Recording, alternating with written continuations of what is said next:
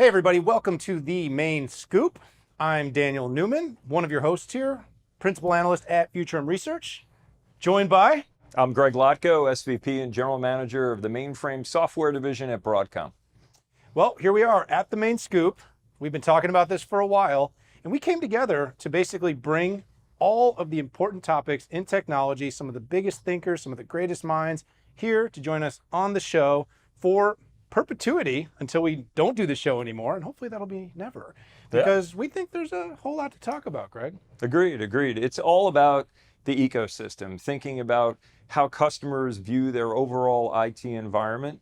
They interact with a bunch of different platforms and technologies, vendors and partners in the ecosystem, and this is an opportunity to have that holistic view and the conversation with the audience. So it's not going to just be you and me the whole time. No, and thank goodness, right, for everybody out there. But I think we'll have a little bit of fun. I mean, here is the scoop. I plan on having fun. I'm not just thinking about it. We're gonna have fun. We're gonna have some fun. The scoop here is that there are so many complexities in this IT space right now.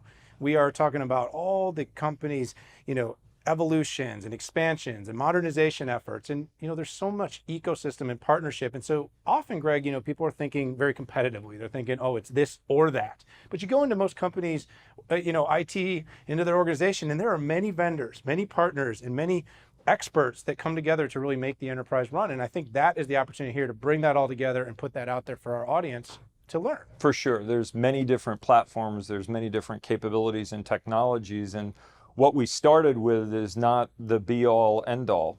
We make investments, we provide capabilities, we provide functionality, and then something new or different or additive comes along. We don't throw out the other stuff, we build upon it. And that's what really makes it so that you have to interconnect these things. You have to tie them together, leverage the investments you've already made, and tie them into the new to drive greater value. And I think that's going to be exactly what we're going to unpack here. When you first came to me and said, hey, let's do a show, part of me says, well, it's always hard with one vendor to kind of do a show for a long time, because as an analyst, I'm trying to kind of really stay objective. But when you said to me, you know what, we'll bring on our partners, we'll bring on companies that are seen as our competitors. Absolutely. We're going to talk to them all, and we're going to really help inform the market. We're going to tell them what's going on. We're going to talk about how things are evolving, how they're changing. And of course, you'll bring your view from the inside at Broadcom, and I'll bring mine from the outside as an analyst at Futurum Research. And heck, we can start that right now, because today we have IBM fellow Christian Jacobi here to join us. So why don't we bring on our first guest? Let's do it. Well, Greg, we're back. We've got our first guest here, Christian Jacobi, fellow at IBM. Christian, welcome to the show. Thank you. I got to say, being first is, well, I mean, you and I we're car guys, so we like going fast. I feel like there's a Ricky Bobby reference in that, but in all seriousness, being first is good, and it also puts a little bit of pressure on you. So you ready to be here on the Main Scoop with us? All good for me. Just Thanks. be yourself, it's fun. Thanks for having me. Yeah, keep it natural, but be perfect. Uh-huh. All right, you ready for that? So, well, let's start off talking about, you were instrumental in the development of the Telum processor, and that's your baby, and you're spending a lot of time over there. I want to talk a little bit. I'm thinking we can talk some AI, we can talk some cybersecurity, we can talk some hybrid cloud. Let's start with AI, because that was a big enhancement in this newest generation Z-Box for IBM. Talk a little bit about what's the story behind the AI and its part in the new Telum processor. It's a really interesting story, because it really goes into how we decide what we put into every generation. We've worked very closely with a number of our clients, understood what their businesses need in terms of the new capabilities of the next generation. And we did learn about AI being a really growing and important part of the IT landscape. And we were wondering, how does IBM zSystems play in that? And what we learned through all these client interactions is where we make a difference is in low latency, real-time inferencing, not just training or generic inferencing, but focus specifically on the low latency so that clients can embed AI capabilities directly into their transaction workloads, which typically have very low latency service level agreements and things like that. And so, the really, I think, cool thing about that is you took what has been a hallmark of this platform and the technology, and you combined it to address a challenge, right? So low latency, high throughput, high transaction speeds has always been the strong point of the mainframe. But as we looked at modern workloads and artificial intelligence and inferencing, there were people that were doing warehousing or marts off platform, that were doing calls off to do fraud detection. And combining the best of both worlds was to say, hey, let's make it so that you don't have to call out, so that you don't have to move out, but you can do it on the platform while preserving that speed, right? That's exactly it. We knew from those client conversations, some clients are doing fraud detection on a different platform, wasting critical latency on network hops and scheduling decisions, etc. Now they can integrate it directly into their mainframe workload, running it directly on the processor, super tightly connected into the cache hierarchy. And so that's what gives that low latency and the real-time capabilities. And do we think this is going to drive different patterns, right? Because it wasn't just about the speed, it was data moving off the platform, a proliferation of copies of data. Do you believe this is going to drive more of the data centricity of keeping it on the platform? Or is it also, are you doing things to speed up the connectivity for those pieces of information that you got to bring that may not be resident on the mainframe? I think it's a little bit of both. The whole concept is that clients can train their models anywhere. Many clients have invested in data lake strategies or train on GPU clusters in the cloud. So they are already comfortable with moving the data for the purpose of training. And then doing the inference with the low latency real-time capabilities on the processor brings that work to the mainframe, keeps it on the mainframe.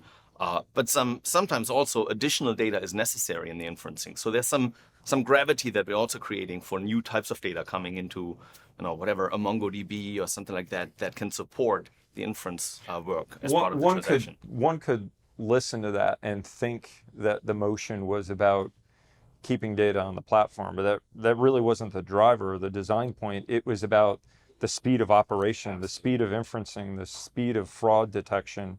And the result is to do it on platform, even if you're drawing from data that's off platform with the model, as you say, but then embedding it in the transaction. Absolutely, yes. Very cool, very cool.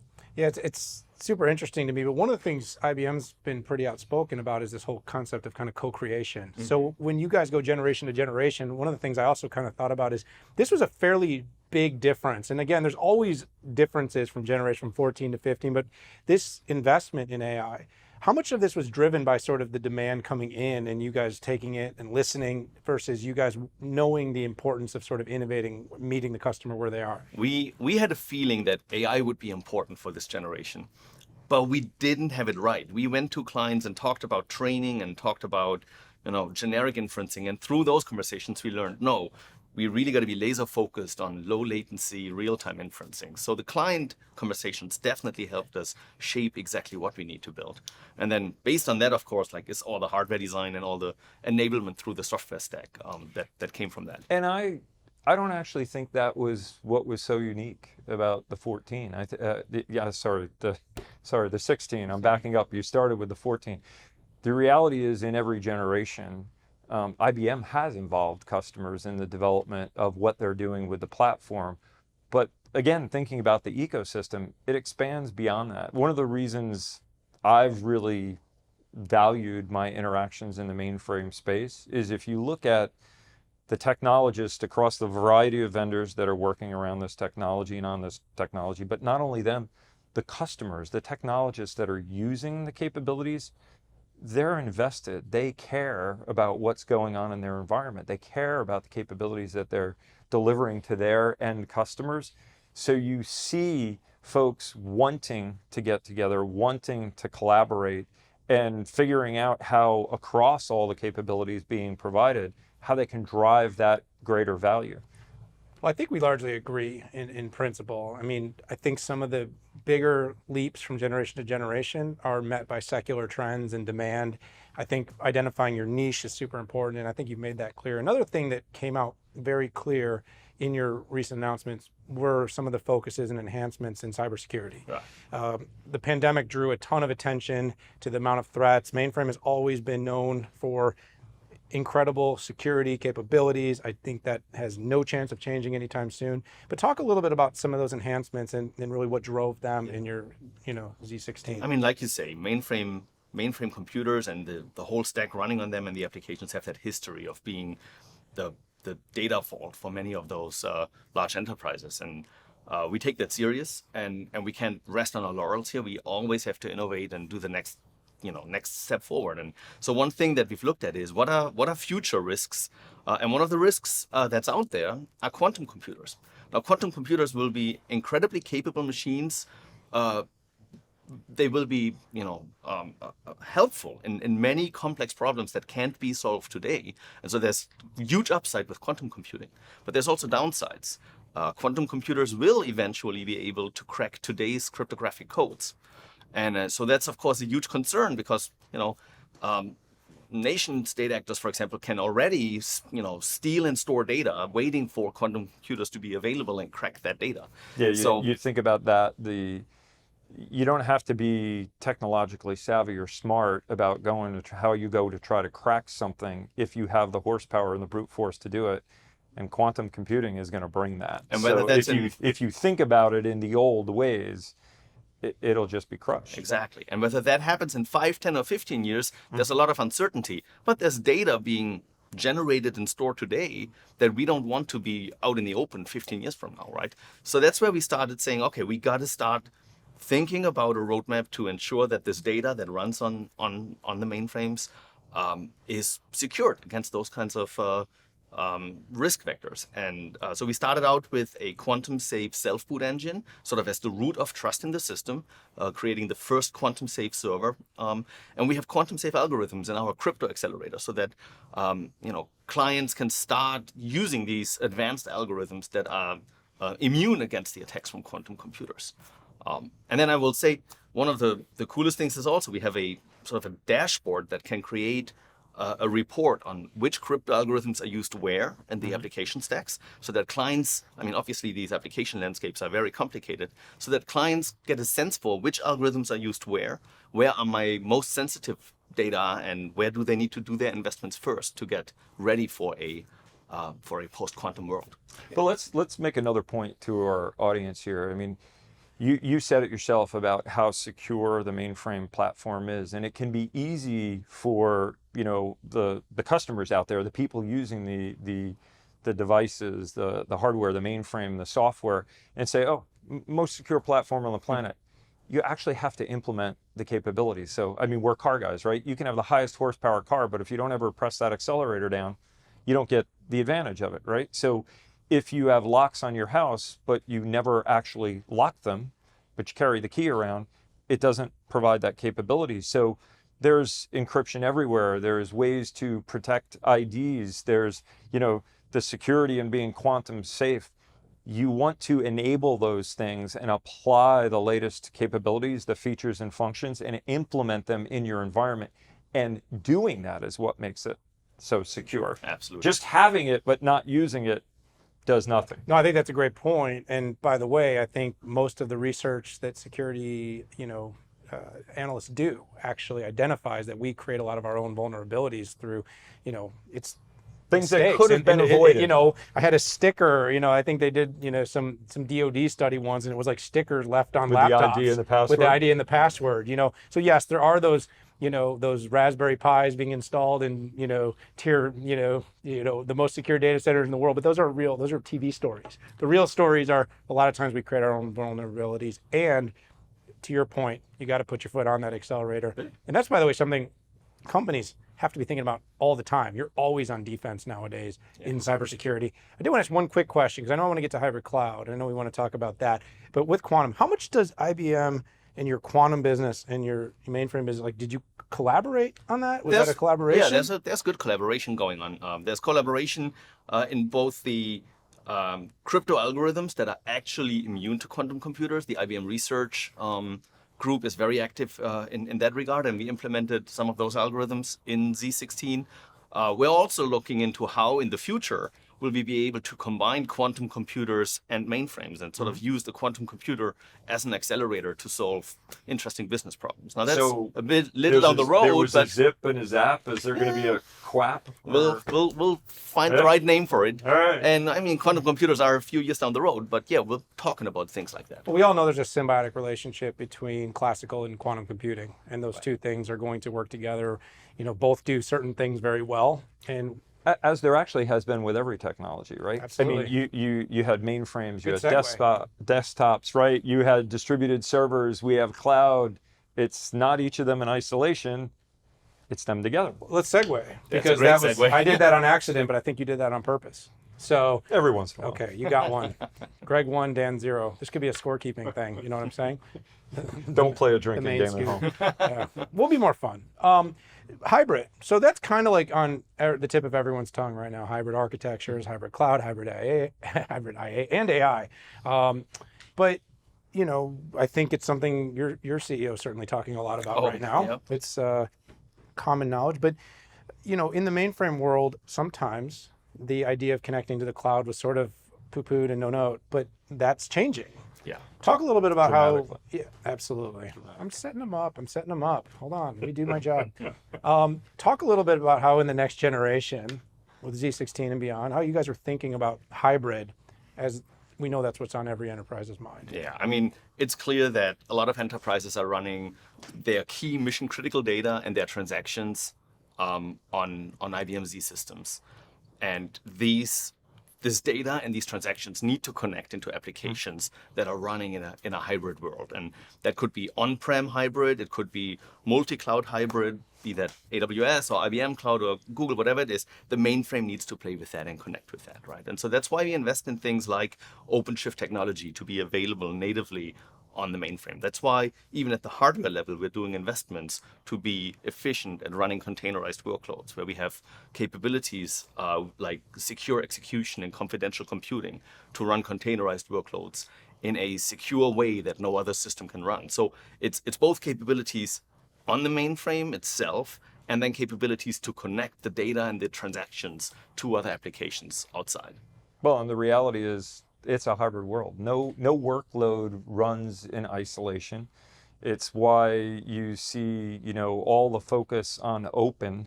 It's not about necessarily just open source technologies. It's about connectivity. It's opening up APIs. So across different platforms, different vendors, different technologies, you can tie these things together. Use the best of all worlds, tying them together for greater value. Yeah, but it's also, you know, it's the way to the future, Greg, and it's really the only way that we're going to get there. I mean, I really can tell you from being out there, talking to hundreds of vendors, customers in front of many audiences, and investors, that everyone sort of shares the idea that hybrid is the future. Now, multi-cloud versus hybrid cloud to one. I mean, there's still a lot of debate. It's just the future. It's the reality today. It is. No workload runs in isolation. It's the idea that the rhetoric and the discussion has changed from, oh, here's the next great technology that's going to take over everything, to looking back at the past and realizing, come on, that hasn't happened in the last 40 or 50 years.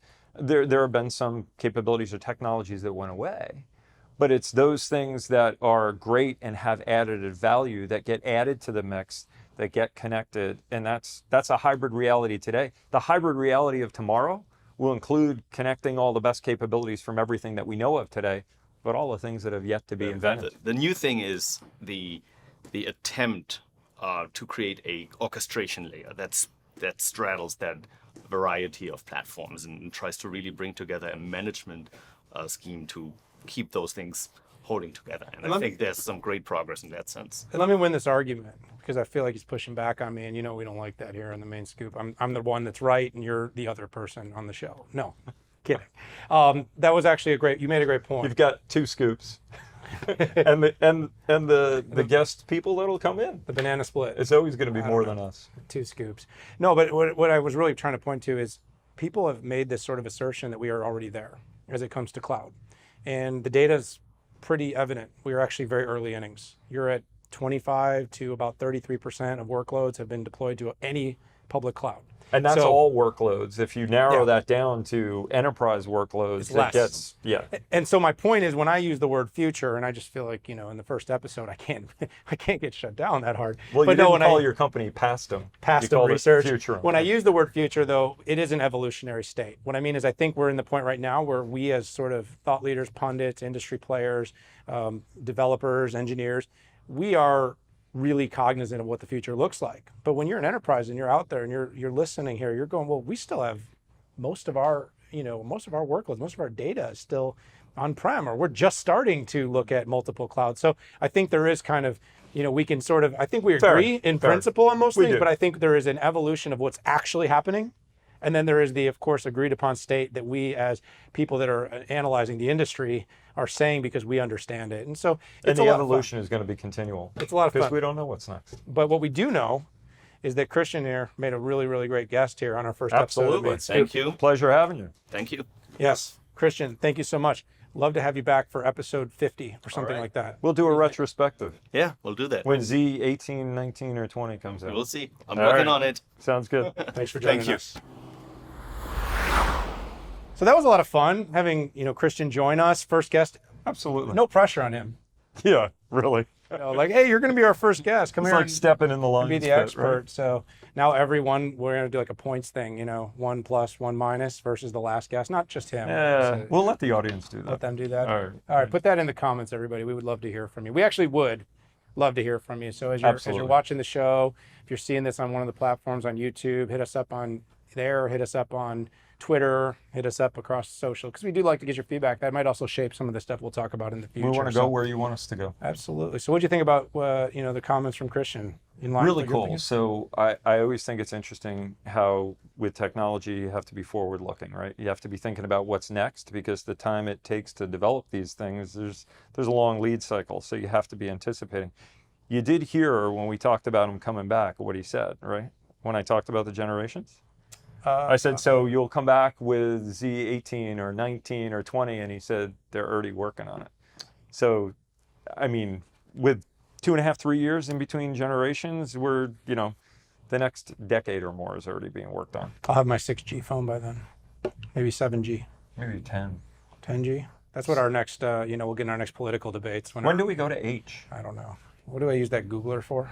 I don't know. That's what happens when you go to Washington with technology. I don't know how I ended up there. I think we're a little off Washington, tangent. But, yeah, that's okay. But it is a hybrid world, so we can go anywhere with technology. No, absolutely. I was just thinking about some of the old, comments and debates and like, about 6G. It's like, when's 6G coming? It's like, well, 5G is like just here right now. So, but I think for people out there that kind of don't understand the R&D cycles is that companies that really invest in R&D are usually working on technologies far into the future. 2, 3, 4 generations ahead. Absolutely. Which is really cool because, we had someone here that, maybe knows a little bit, can't tell us, but He's probably doing that knows from little a bit about hardware it. capability, and it's actually the ecosystem around it. I mean, that hardware needs middleware and software and applications to run on it to drive value to not only the people that are using the technology, but their customers. You want, tell you what I really liked.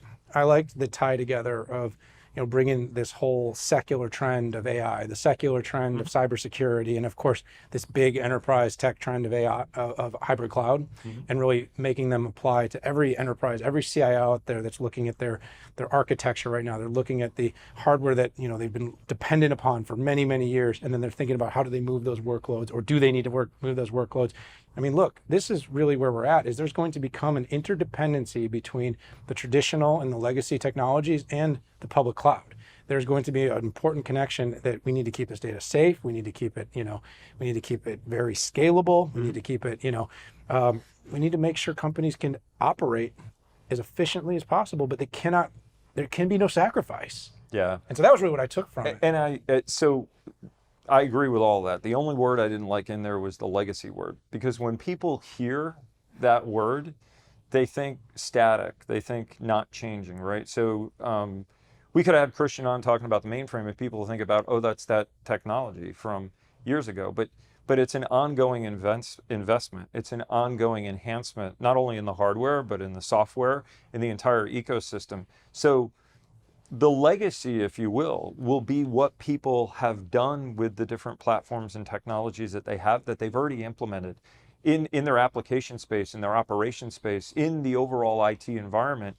All of that is legacy. It's the reality of what they already have. I'd rather say Use it that the word way. proven. How about Proven. I agree. It's the proven capabilities that are already delivered. Now you want to deliver a new capability. Do you want to do that by re-platforming some stuff, or do you want to just be additive? And when you're additive, which is going to drive you to greater value other than reinventing the wheel, you have to then connect it, which gets you into hybrid and open, which is what the whole IT environment is about. By the way, legacy can also be a really great thing. You know, the legacy of Ferrari versus the legacy of the Pinto. You know what I mean? Like, so there are certain legacies that are actually really wonderful things. And what I mean is, you know, when I say proven, I say legacy, I really do mean that enterprises have found technologies that they trust, technologies that they can depend upon, technologies that they keep their customers' data safe, they keep their operations running, and the opportunities that might come with migration to new platforms, new capabilities, and new technologies are enticing. But that gradual shift has to be done in such a way where there can be no sacrifice, there can be no risk, and especially in many of the industries that use mainframe technologies, you know, you got high security risks, you got financial industries, you got healthcare, you got government. Risk is not okay in these transformations. So if we hit it right, call it the legacy of the Ferrari, and we bring it forward, I think we can all agree that we're going to somewhere good. And I think we always learn along the way and apply those learnings to the broader environment so that we're not repeating the mistakes, we're adding enhancements, we're adding additive value, and we're connecting it all together.